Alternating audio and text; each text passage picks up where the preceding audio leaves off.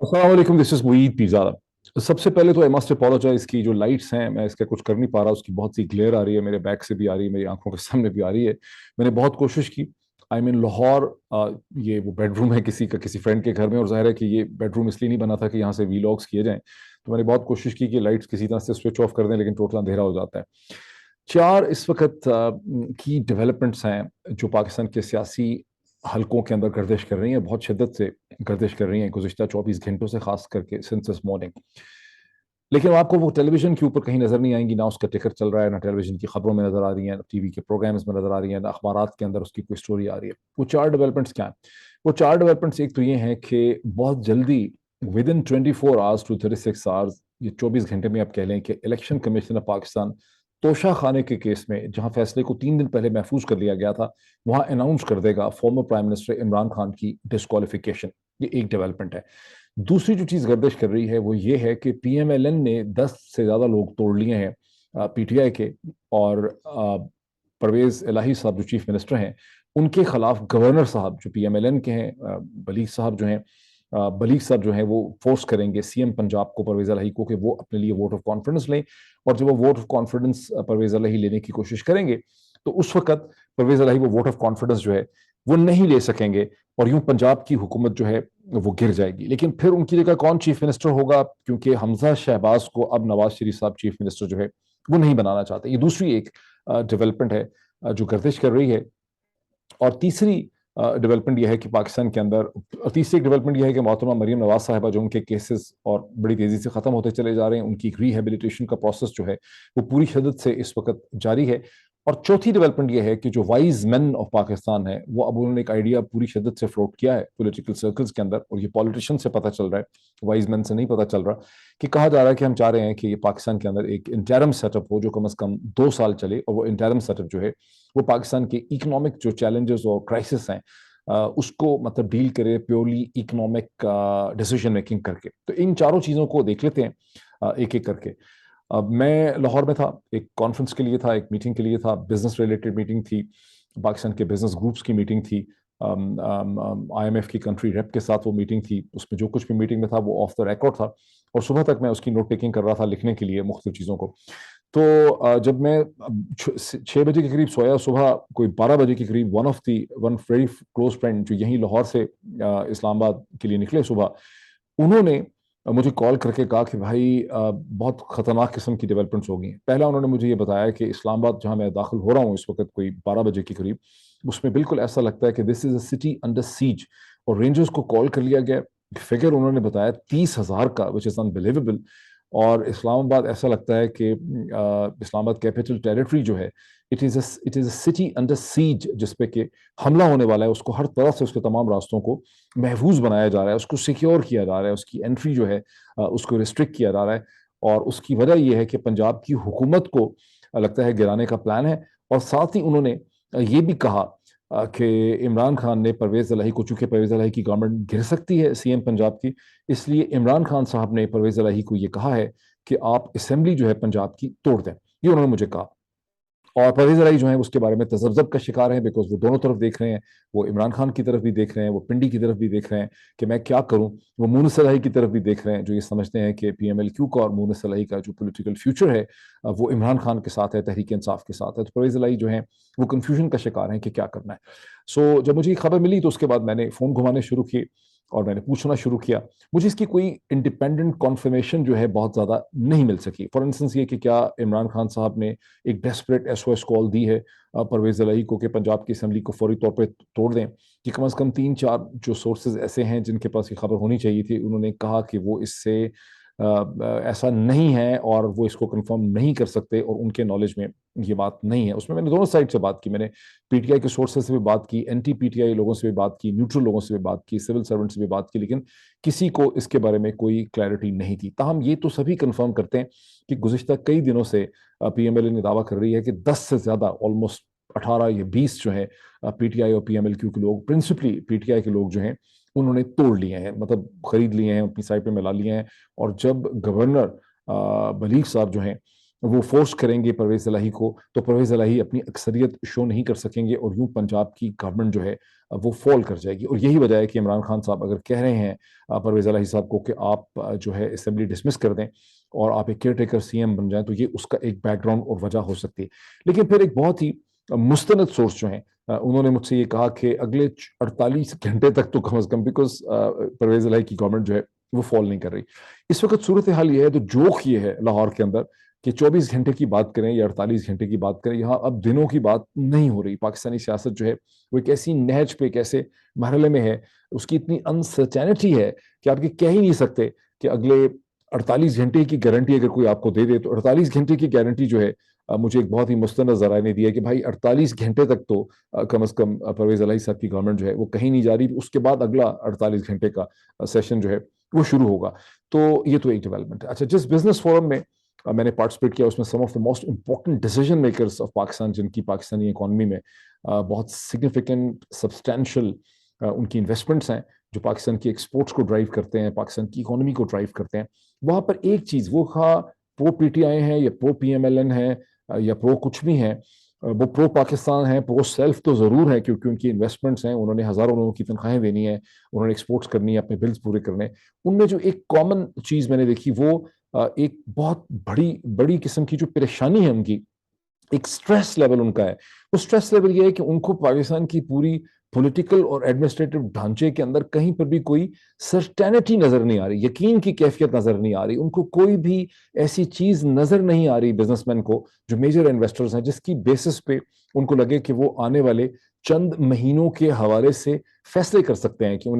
انہیں کیا چیز امپورٹ کرنی ہے, کیا ایکسپورٹ کرنا ہے, ان انڈسٹری میں کتنی انویسٹمنٹ کرنی ہے, کتنے لوگوں کو امپلائمنٹ دینی ہے, ایچ آر کے اوپر کس قسم کی انویسٹمنٹ کرنی ہے, ٹیکنالوجی پہ کس قسم کی انویسٹمنٹ کرنی ہے. تو بہت ان کو پریشانی ہے. اور ماضی میں یہ وہ امپورٹنٹ بزنس مین ہیں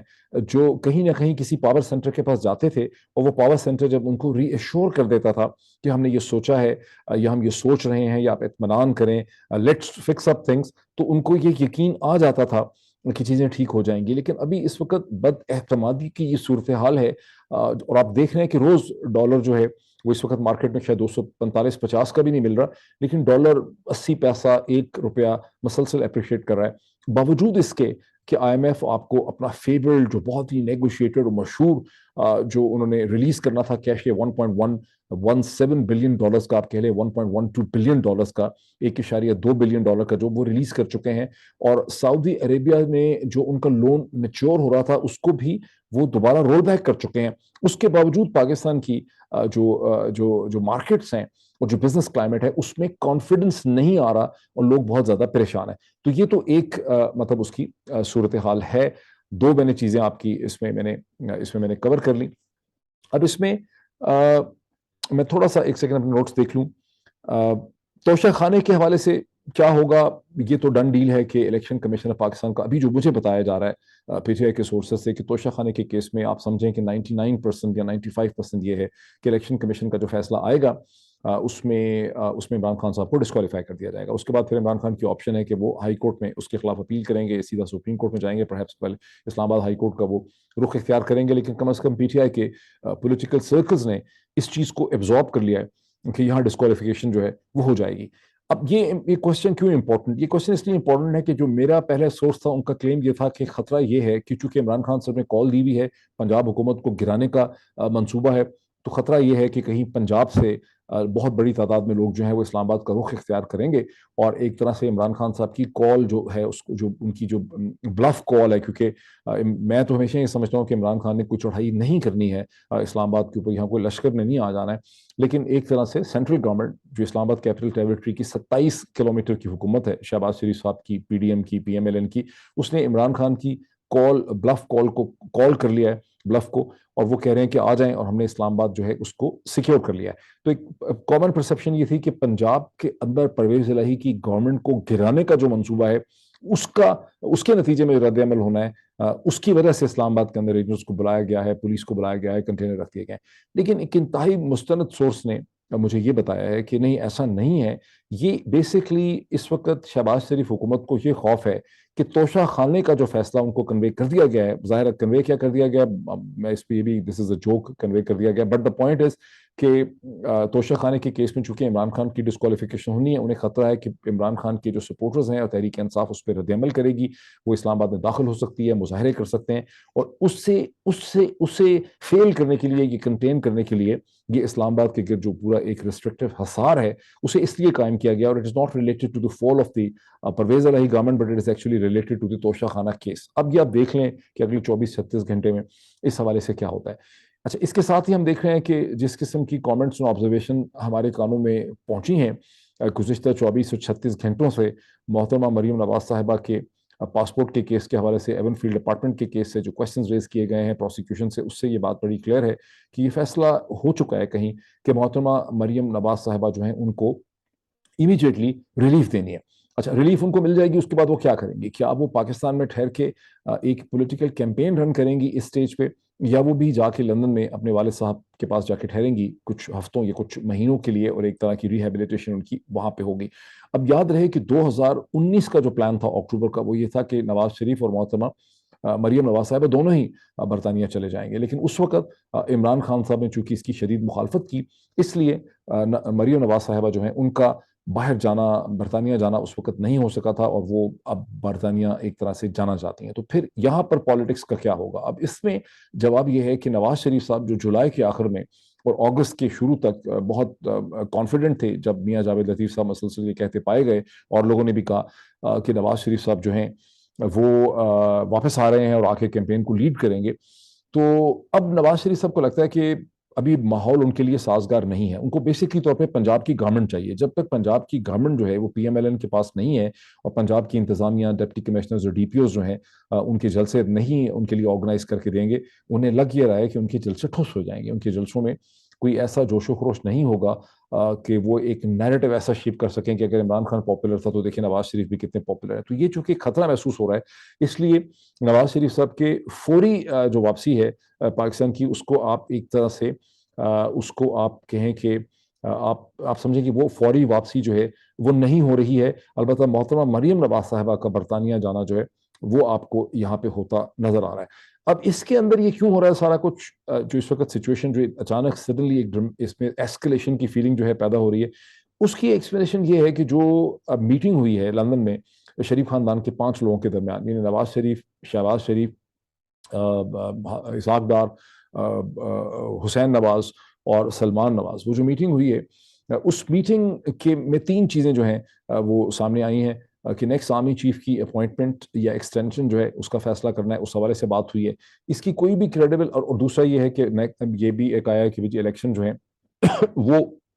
حکومت اپنی مدت پوری کرے گی، پی ایم ایل این کم از کم ڈٹرمنڈ ہے کہ گورنمنٹ اپنی مدت کمپلیٹ کرے گی ٹل اگست 2023، اور اس کے بعد الیکشن ہوں گے۔ تو 2 چیزیں ہوں گی، تیسرا یہ کہ پنجاب کی حکومت کو گرانا ہے۔ یہ 3 امپورٹنٹ چیزوں پہ بات ہوئی۔ اس کی کوئی مصدقہ چیز اس لیے باہر نہیں نکل سکتی کہ 5 لوگ جو اس میٹنگ میں شامل تھے وہ صرف اور صرف خاندان کے لوگ تھے، وہاں تو کوئی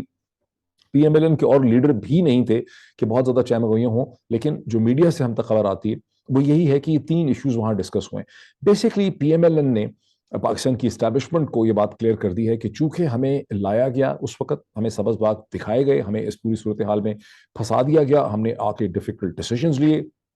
اکانومی کے حوالے سے، آئی ایم ایف کے حوالے سے، اب ہم ہو گئے ہیں بڑے غیر مقبول۔